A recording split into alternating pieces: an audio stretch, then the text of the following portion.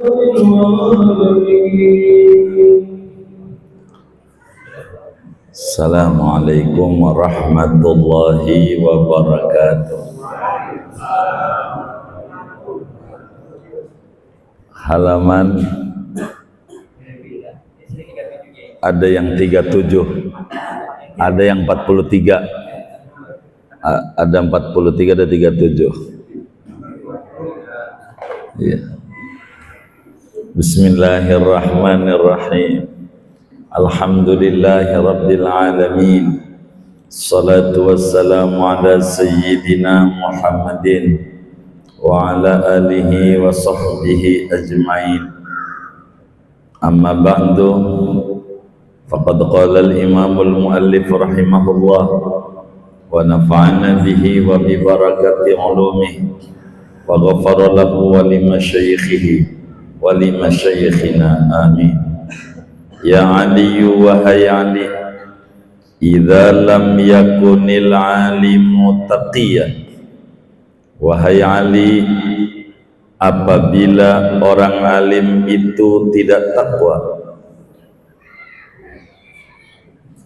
apabila tidaklah orang alim itu bertakwa, zallat mau'idatuhu ala qulubin nas, maka menjadilah nasihatnya itu di hati manusia kama yadhillul qatr, yaitu seperti menjadinya tetesan air hujan ala baydin na'ami, atas telur burung unta, wasofa, dan di atas batu yang licin.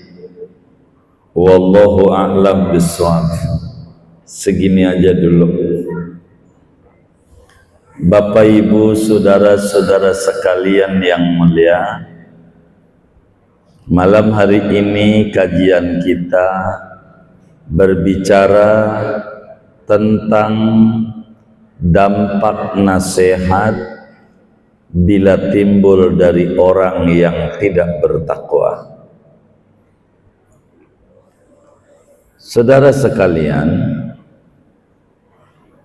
perlu diketahui oleh kita bersama bahwa keselamatan seorang hamba Allah, baik di negeri dunia maupun keselamatan di akhirat, semuanya itu tergadai pada kebenaran ilmu dan kebenaran amaliyah. Ilmu dan amal ini bila menyatu disebut bertakwa. Sebab surga yang dijanjikan oleh Allah diperuntukkan bagi mereka yang bertakwa. Orang tidak akan bisa bertakwa bila tidak ibadah. Orang ibadah tidak akan benar ibadahnya bila tidak didasari ilmu. Maka ilmu dan amal adalah dua instrumen pokok untuk keselamatan seorang hamba, baik selamat di dunia maupun selamat di akhirat. Yang dimaksud dengan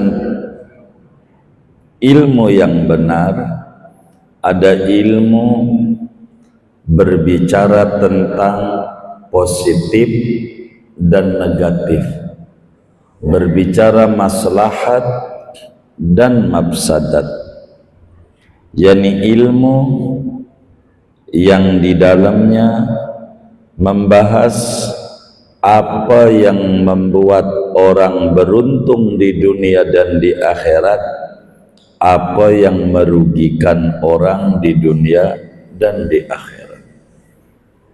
Ilmu dan amal pokok betul. bagi siapapun. Ilmu laksana pohon. Tidak ada manfaatnya pohon kecuali buahnya. Buahnya pohon, kalau mangga buah mangga, kalau duren buah duren.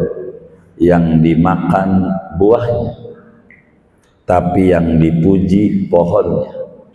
Dari pohon mana ini rambutan enak banget, ropiah, begitu. Ibadah adalah buah, ilmu adalah pohon. Ibadah yang menyelamatkan, tapi enggak bisa ibadah tanpa ada dasar ilmu. Dua ini adalah hal pokok. Dan orang dituntut oleh agama 4. Ini penting. Kata Nabi, kun aliman, au muta'alliman, au mustami'an, au muhibban, wala takun khamisan fatahlik. Al-hadis au kama qala Nabi sallallahu alaihi wasallam. Kata Nabi, orang yang tinggi derajatnya itu dipuji 4. Karena itu yang pertama, hendaklah engkau jadi orang alim. Kalau bisa kau umatku semuanya jadi orang alim, orang yang berilmu. Sebab ilmu bisa meraih dunia, ilmu bisa meraih akhirat, ilmu bisa meraih dunia dan akhirat. Orang alim. Bila ini tidak bisa kita jadi orang alim, maka turun nomor 2. Kalau pengen dipuji Nabi, didemeni Nabi, nomor 2-nya kalau enggak jadi orang alim yang bisa menyinari berbagai wilayah laksana lampu mercusuar, kayak lampu masjid jadi terang karena ada lampu, cuman dohir. Orang alim akan menerangi segalanya. Bila nggak bisa, nomor 2 muta'alim, orang yang ngaji. Arti muta'alim dari rumah bawa buku, bawa pulpen, itu namanya muta'alim. Dari bawa buku, bawa pulpen, ini akan menjadikan dia orang alim. Tanpa buku, tanpa pulpen, sulit jadi orang alim, karena tahapannya kudu muta'alim. Bawa buku untuk nyatet, bawa pulpen untuk nulis. Kayak orang sekolah. Bila jadi muta'alim enggak bisa, kalau pengen didemai Nabi, turun di nomor 3, mustami'. Enggak bawa buku, enggak bawa pulpen, berangkat dari rumah, duduk di majelis taklim, namanya mustami'. Bahasa Betawinya jiping. Apaan? Jiping itu apa? Ngaji kuping. Kuping doang yang ngaji, tangan enggak ngaji karena enggak ada yang dicatat. Kuping doang. Kalau kuping bisa jadi salah dengar. Kuping. Gimana kabar bapakmu? Mendingan, innalillahi, padahal mendingan, dia bindeng ngomongnya. Itu salah dengar. Kuping dikata mendingan, meninggal, mendingan maksudnya. Begitu, kuping itu bisa salah dengar. Kuping itu. Tapi jiping bagus, dipuji oleh Nabi pada derajat ketiga. Wis ngaji kuping aja, nggak bisa nulis mah nggak ngerti. Begitu bawa pulpen tulisan sama dokter masih bagusnya tulisan dokter, nggak bisa. Udah jiping aja udah cakep, di mana ada majelis taklim datang nguping itu udah bagus, jiping bagus. Begitu. Jiping tuh punya saudara namanya Jider, ngaji nyender, itu saudaranya. Nah, punya ponakan namanya Jidur, ngaji tidur. Emang udah langganan. Begitu. Enggak apa-apa, jiping besar, kupingnya digunakan buat ngaji, akan menghapus mendengar yang tidak bermanfaat 40 tempat. Kan suka ada majelis yang pakai panggung tuh, apa namanya? Oh ya, dangdutan. Itu tuh yang denger begitu tuh majelis disebutnya, itu bakal kehapus dengan denger-denger pengajian. Dosa-dosa kuping tuh akan terkikis asal demen ngaji, dengerin ngaji. Itu tinggi, direkam. Nggak usah kalau direkam, udah denger aja. Emang apa? Direkam ini dipuji doang sama tetangga. Kata tetangga, subhanallah, sampai jam 1 masih ngederes. Kagak, handphonenya doang yang bunyi, orangnya ngorok. Ya, ada begitu tuh? Ada enggak? Yang mana orangnya nih? Tuh, begitu. Kayak begitu. Jiping bagus. Datang aja ke majelis walaupun kagak bawa pulpen, bawa buku, ganjarannya gede banget. Jiping. Kalau enggak bisa juga jiping, enggak keburu. Yang keempat terakhir, muhibbah, pencinta majelis, demen.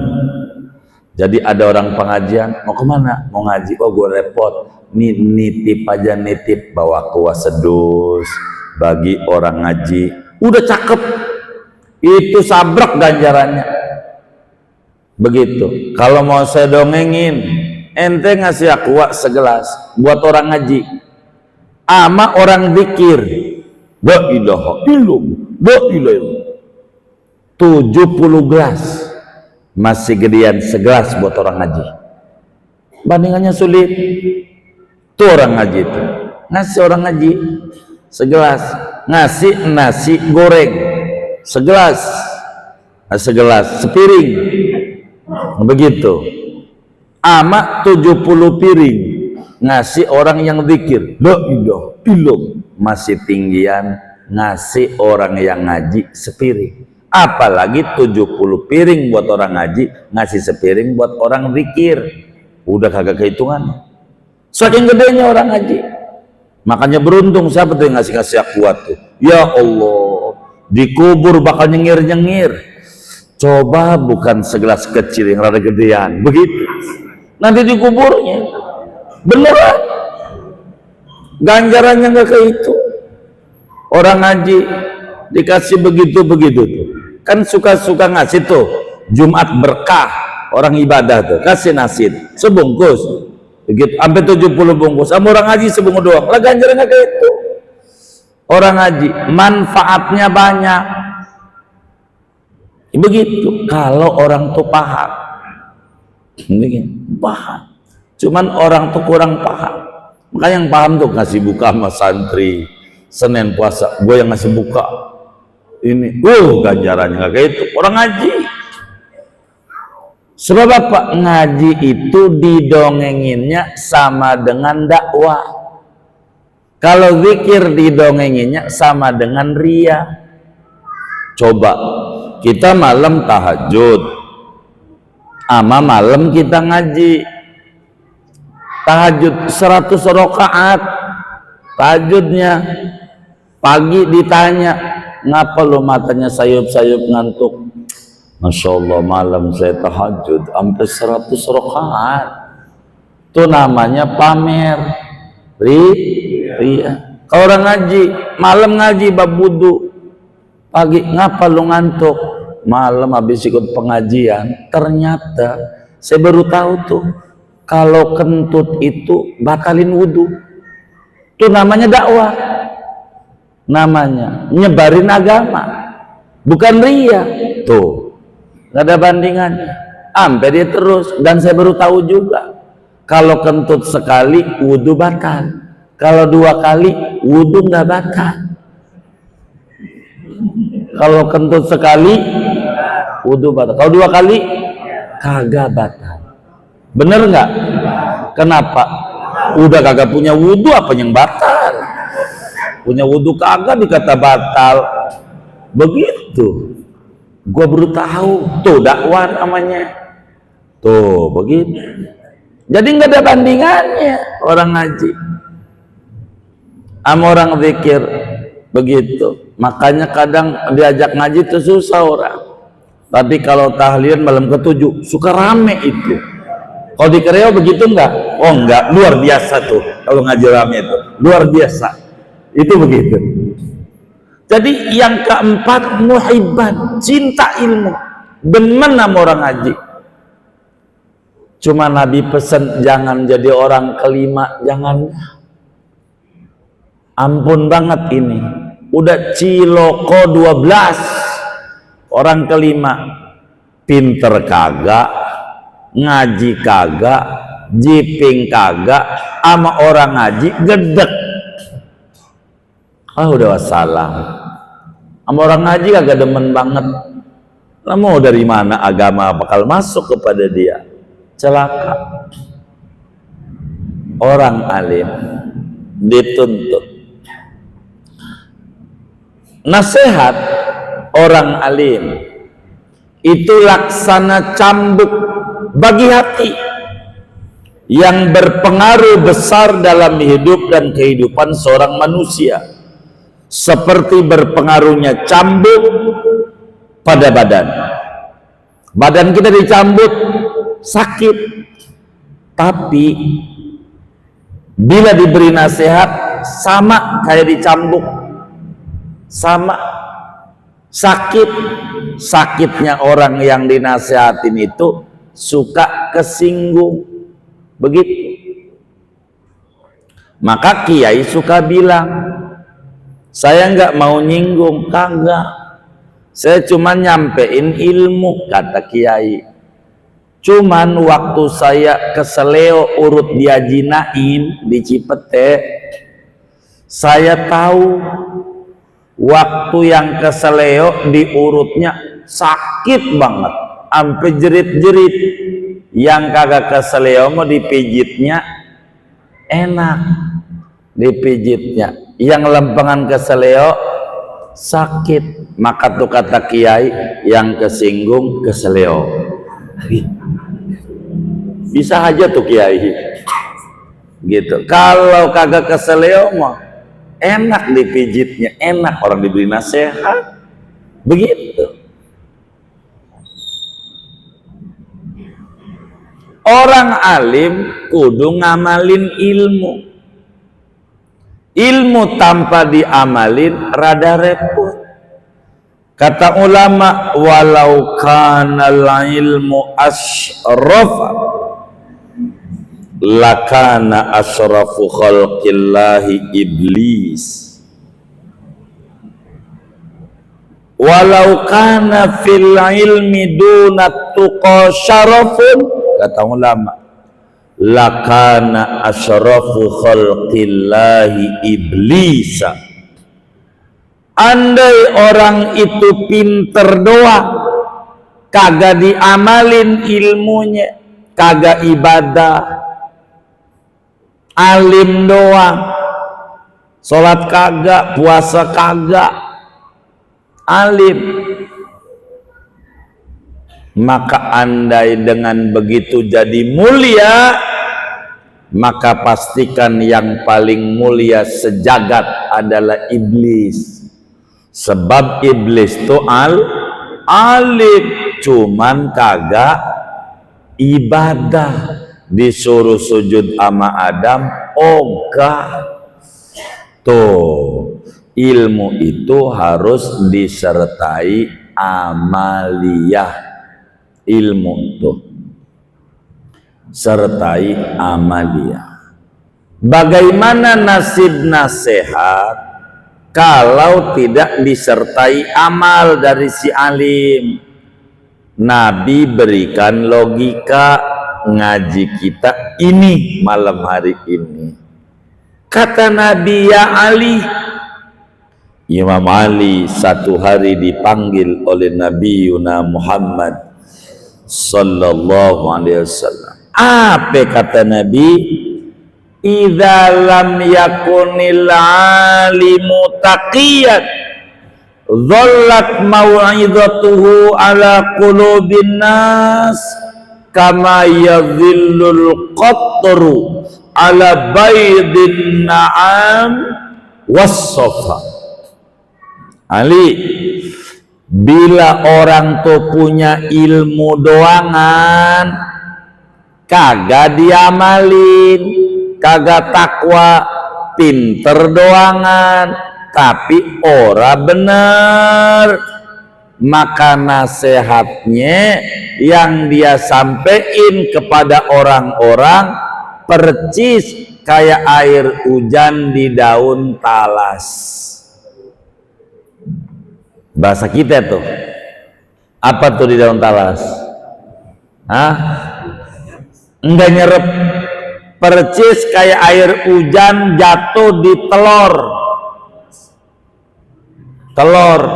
kagak iya keluar, kayak air hujan di atas batu. Apa kilas? Kalis. Oh, kalis namanya. Kalis.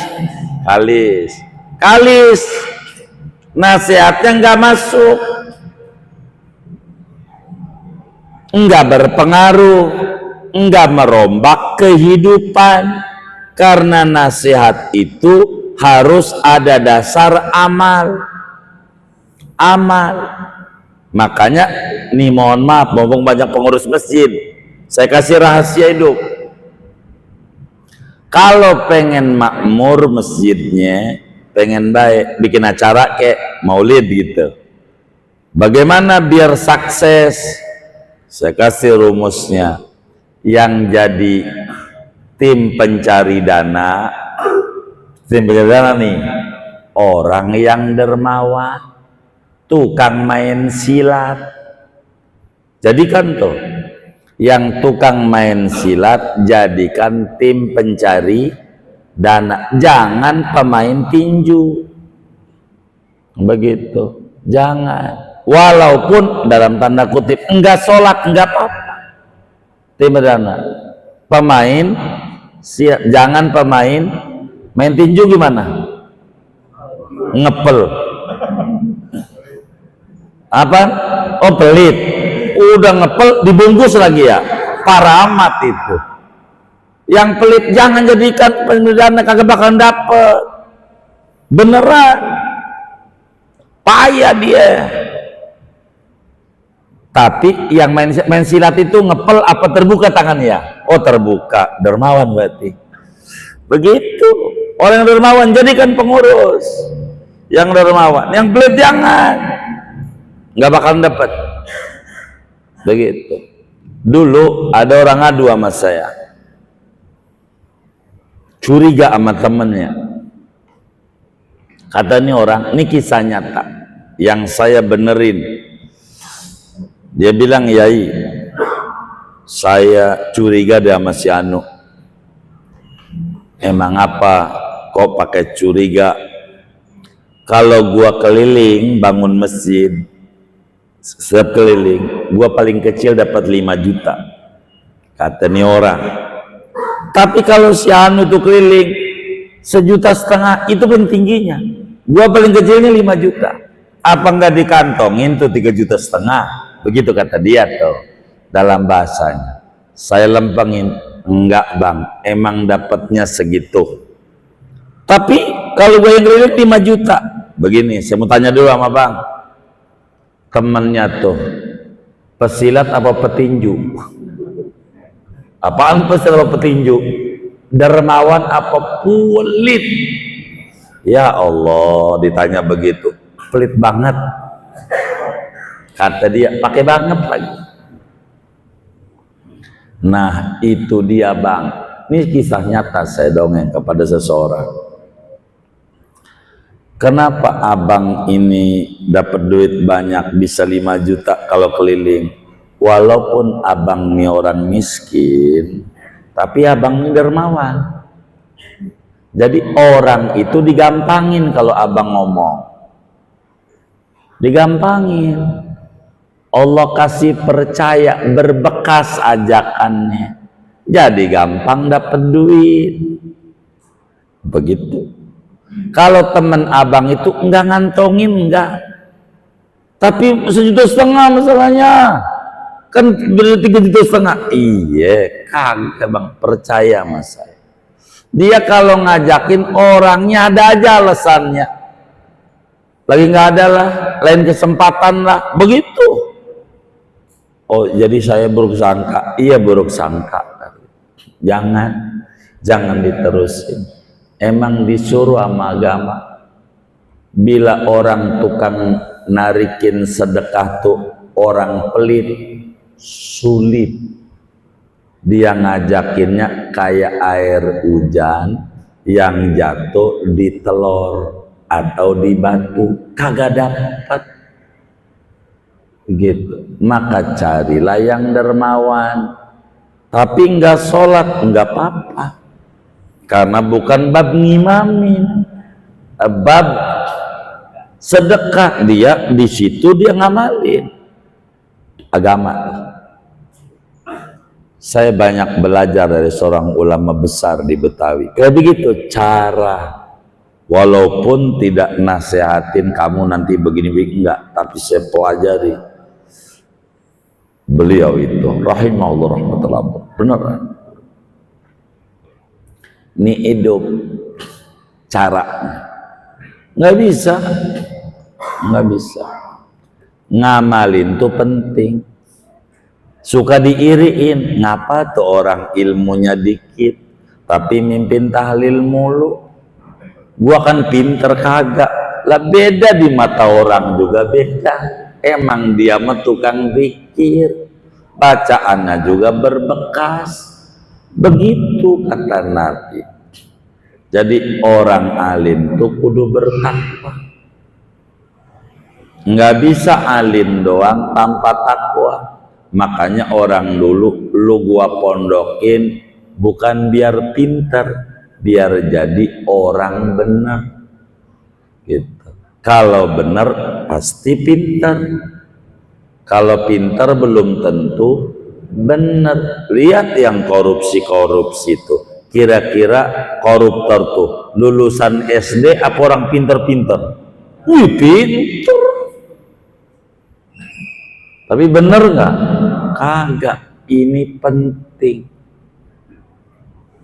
Bila orang alim itu tidak takwa, nasihatnya kalis, tidak akan masuk di dalam hati.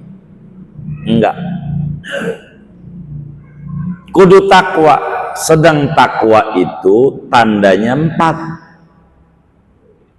Ketika Imam Ali ditanya, ma alamatul muttaqi, apa tandanya orang yang takwa? Ali, 4. Apaan itu? Al khaufu minal jali, ada rasa takut kepada Allah. Innama yakhsyallaha min ibadihil ulama. Ulama itu ada rasanya, kayak kopi ada rasanya, garam ada rasanya, rasanya garam asin, rasanya ulama khosyah, khauf, takut sama Allah. 2, ar-ridha bil qalil, merasa puas pemberian Allah meski sedikit, banyak bersyukur, menerima apa adanya walau tak seberapa. enggak banyak mengeluh, itu orang bertakwa. Wal amal bitanzil, ngamalin Quran. Wal isti'dad liyaumir rahil, bersiap-siap diri nyari bekal untuk akhirat, untuk menghadapi kematian. Itu ciri orang bertakwa. Ciri orang bertakwa kayak begitu. Kalau enggak takwa susah. Nasihatnya bukan dari hati tapi dari mulut. Kalau dari mulut masuknya ke kuping, kalau dari hati masuknya ke kolbu, begitu. Yang dari hati masuk ke hati, kayak begitu. Maka bila mana orang alim tidak bertakwa, itu kayak dokter lagi sakit ngobatin. Kita berobat sama dokter yang lagi sakit. Lah, dia aja sakit ngobat. Lah kan enggak benar. Wa ghairu taqiyyin ya'murun nasa bittuqa tabibun yudawin nasa wahwa alim. Orang yang tidak takwa menyuruh orang untuk takwa, percis kayak dokter ngobatin orang-orang sedang dia sendiri sakit. Makanya sebetulnya pengurus Darul Ma'wa ini salah. Saya disuruh ngajar begitu. Orang yang belum benar begitu, mestinya harus diganti. Pertama mendatang ama yang benar yang ngajar. Saya belum benar, ibadah masih malas. Kudunya yang ngajar tuh orang alim yang benar, bukan kayak saya model begini nih, yang jauh dari benar. Baca sholawat aja hitung-hitungan, masih pakai tasbih dihitung. Maka dihitung, sama Nabi masih hitung-hitungan. Enggak kayak orang-orang ambil sholawat 100.000, kan cakep. Kita belum benar, makanya saya usulin biar benar. Pertama mendatang gurunya diganti.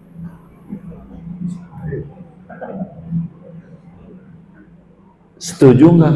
Setuju, alhamdulillah.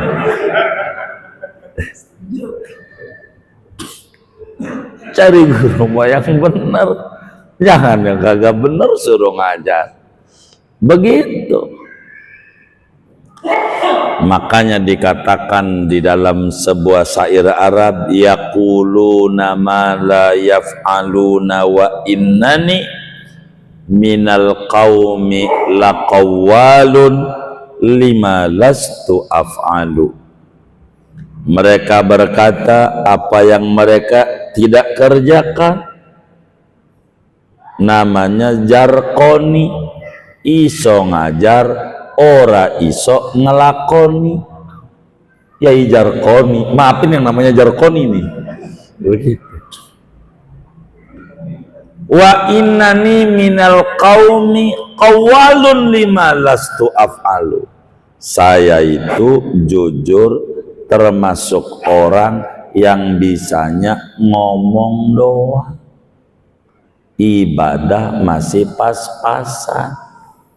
Puasa aja Ramadan 30 hari doang, enggak banyak. Begitu. Sholat jarang-jarang, subuh lama berdohor. Saya sholat. Jadi kalau guru yang ngajar mau yang rajin ibadah, yang benar, jangan kayak orang kita ini, bang, ganti gurunya yang benar, biar nasihatnya benar, kata Nabi. Tapi setidak-tidaknya kalau memang enggak setuju gurunya diganti, kalau saya sih setuju gurunya diganti. Begitu.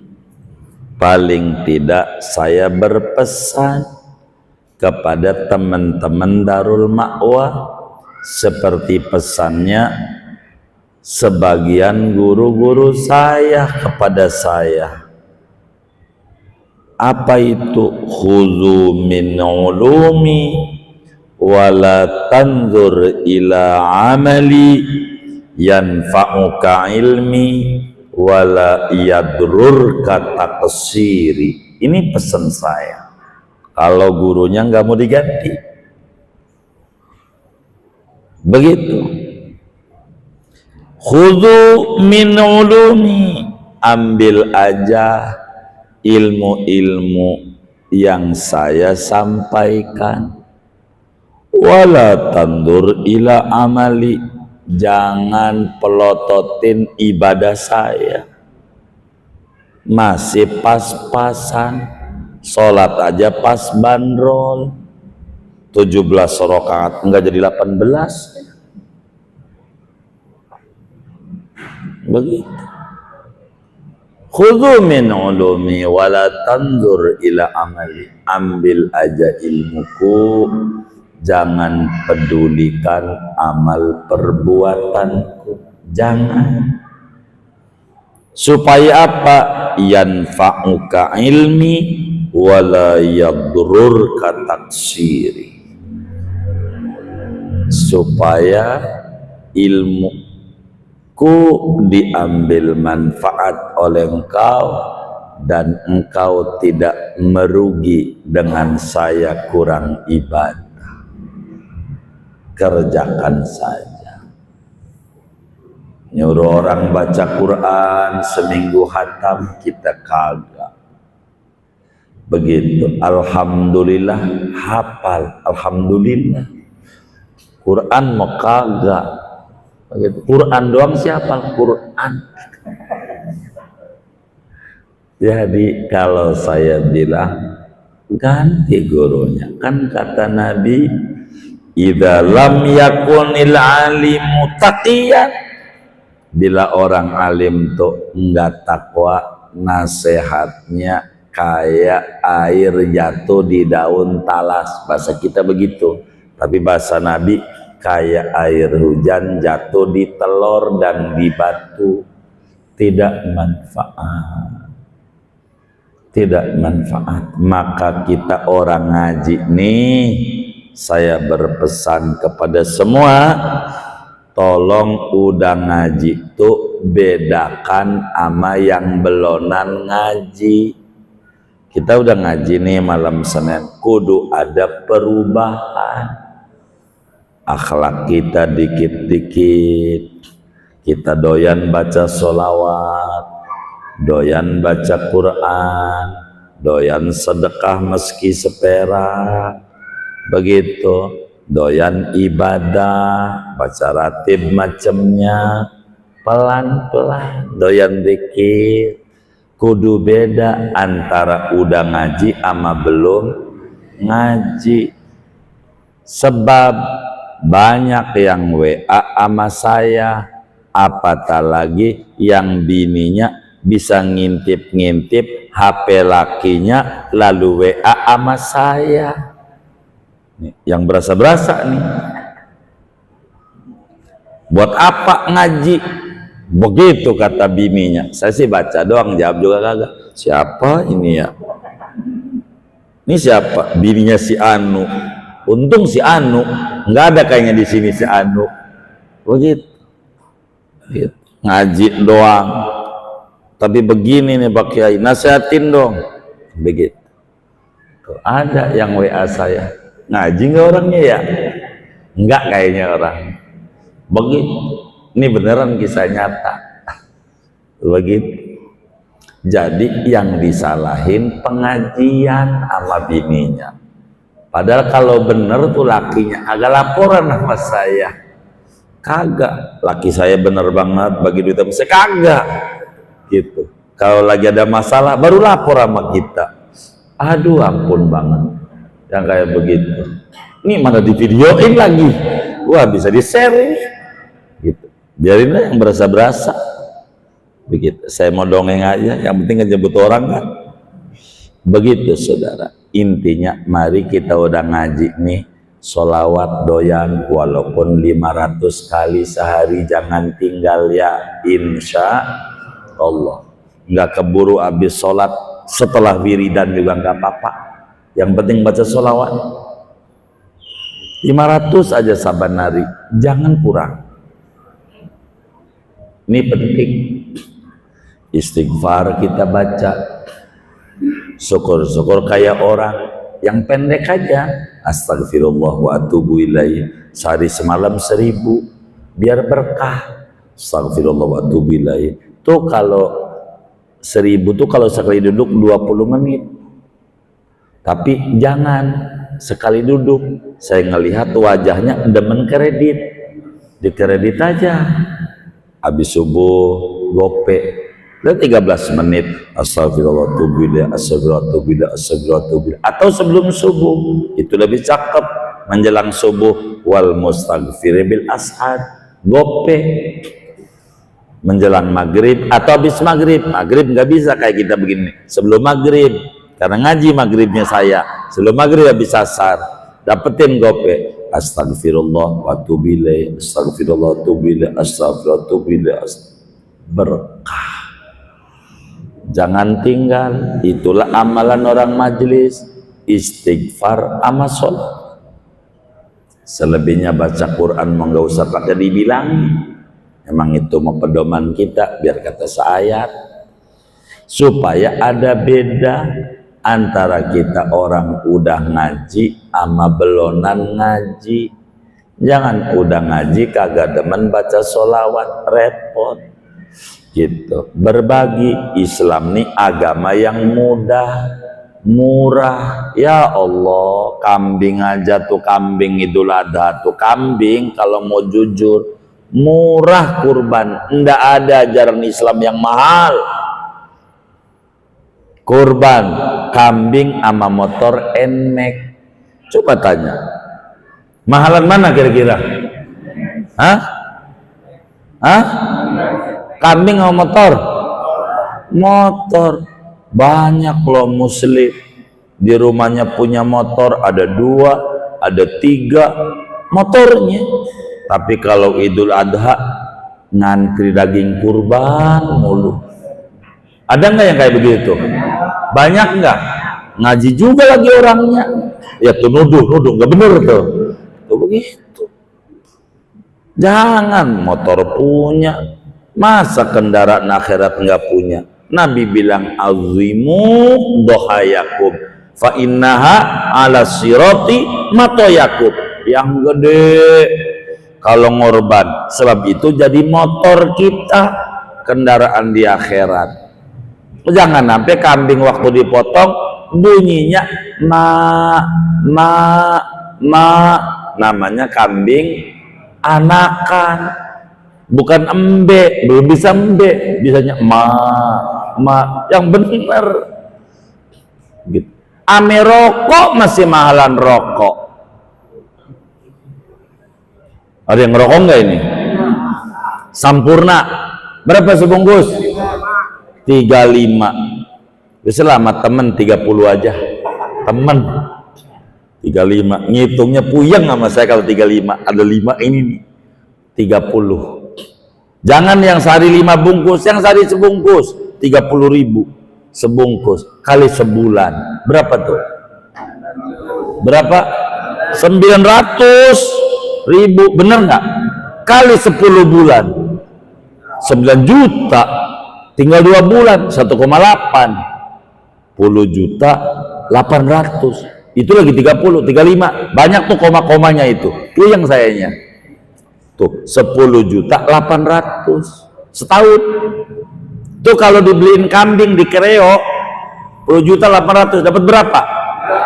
3. Maka kalau yang ngaji ini pada ngerokok nih, kan yang ngaji nggak ada ya, lagi ngaji kagak. Kalau ngerokok nih Idul Adha besok, hampir kalau kagak ngurban, waduh repot kalau mati tanggung jawabnya sama Allah. Yang ngerokok nih rokok kebeli. Itu yang seharinya sebungkus. Bagaimana kalau kayak orang-orang ada yang 2 bungkus saja 21 juta 600, bisa sapi, bener gak? Ya Allah.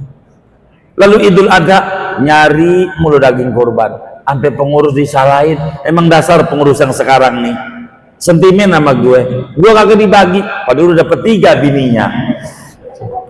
Sian saya pengurus tuh, begitu salahin mulu begitu lah. Coba aja rokok kebeli, kurban kagak. Tiap tahun alhamdulillah kurban perasaan. Ada nggak yang kayak begitu tuh? Yang mana nih orangnya? Awas nih Idul Adha besok baru makwah, kalau dikit bisa berhenti nih ngaji. Ya ngambek dah. Terus bener nggak orang itu? Tuh bener katanya. Awas tuh yang ngerokok nih, laporin nama saya nama-namanya. Tuh begitu saudara.